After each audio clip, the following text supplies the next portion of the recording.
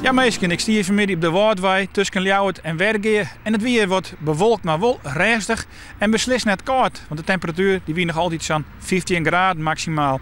Juist er natuurlijk een hele warme dag met lokaal haast 20 graden.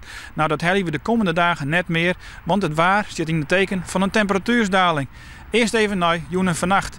Joen en vannacht hebben we bewolking, er kan wat ruim komen en de temperaturen zakken net verder dan 10 graden.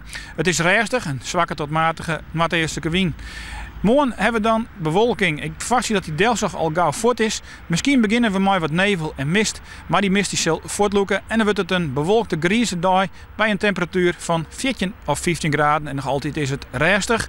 Een zwakke tot matige wind krijgt 200 rijden uit het noordoosten. Ik zei al, het wordt kouder, het fruitsig. Dat leveren we dan ook zien. Temperaturen die steeds verder onderuit zakje. En dat hebben we te danken aan een noordelijke wind die aardig stevig wordt. En dat zorgt ervoor dat tongen de temperatuur een graad of 12 is. Bewolking, misschien een spatje rein. Vrijdag en komt de zin er wel geregeld weer bij. Maar dan hebben we echt te maken met buien. En bij die buien is het mogelijk dat er misschien wat hagel of weer te sneeuw valt. En zorg eens naar die nachttemperaturen. Die gaan steeds verder onderuit. Tussen de 2 en 4 graden. Dus meesken, morgen nog maar even erop uit.